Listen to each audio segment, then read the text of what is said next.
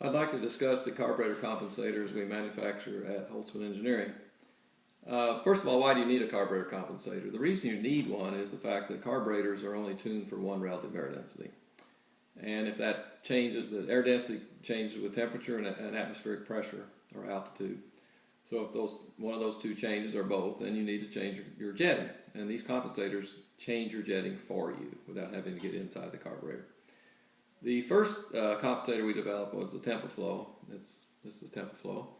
It automatically does temperature adjustment and it has a manual altitude adjustment.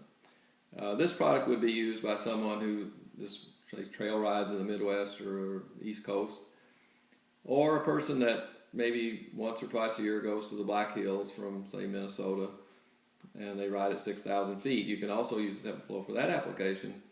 The TEMPA FLOW will always take care of your temperature changes, and then you can use the altitude adjustment to just set it for 6,000 feet and just ride it in the Black Hills. We've had a lot of successful applications with TEMPA FLOW for that.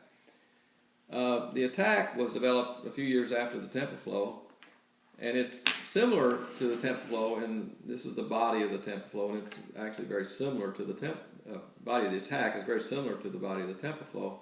But then we also added this, what we call a control chamber, and the control chamber is designed so that when this system is sealed, the pressure inside the system remains the same irrespective of the temperature of the system.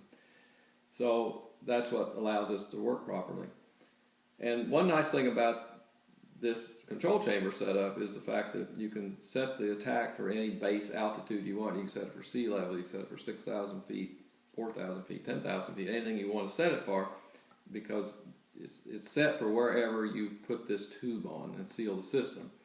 So for instance, let's say you live in West Yellowstone, 6,500 feet, you would put this tube on at 6,500 feet at Yellowstone, and then you've got 6,500 foot pressure in the system, and then you would jet your carburetors for -20 or 0 and 6,500 feet, and then you can ride up to 10, 11,000 feet if you want to.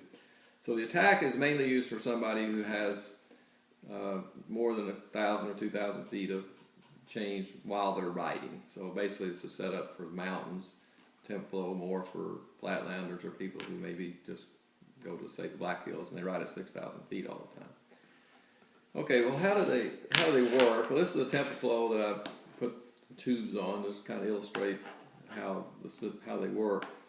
This is the air inlet, this large T.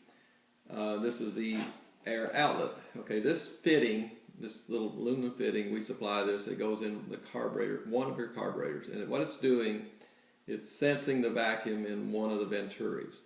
So this vacuum draws air through the air inlet, through the compensator. The compensator takes a percentage of this vacuum and puts it on this line here that hooks to your float bowls. So basically the compensator is putting a very, very slight vacuum in the float bowls to retard the fuel flow. So now instead of your vents, your float bowl vents just venting, say, to the belly pan or into the air box, now they vent through this product, through one of these two products. So all your carburetor vent lines have to be connected together and run through either one of these products. Okay, that's about it as far as the operation. Now, a couple things on the instructions. First of all, read the instructions. There's a lot of information there that you really need to know. A couple things is the importance of this vacuum source fitting. I've had guys want to ad-lib these things. This fitting it's got to be just the way we say. The hole size is important, the length of the hole, and where it's placed. In this case, this TM flat slide, it's in the cover plate on top of the mixing chamber. A round slide's the same way.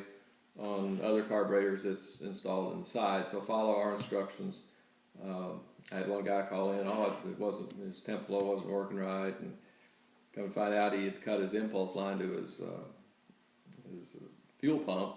Went to the hardware store, got a T, hooked up his outlet line to the impulse line of his fuel pump, and he said, well, it's a vacuum source, and I said, well, yeah, but it's not the right vacuum source, so use our fitting where we say to put it, or it won't work right. The second thing is the location of this air inlet. Another common mistake.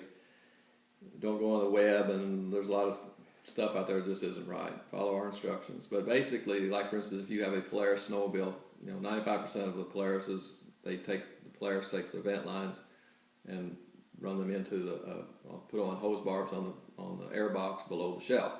If that's what you have, that means you have air box venting. Your vent lines are run under the shelf in the air box. Put this T or this filter in the air box under the shelf.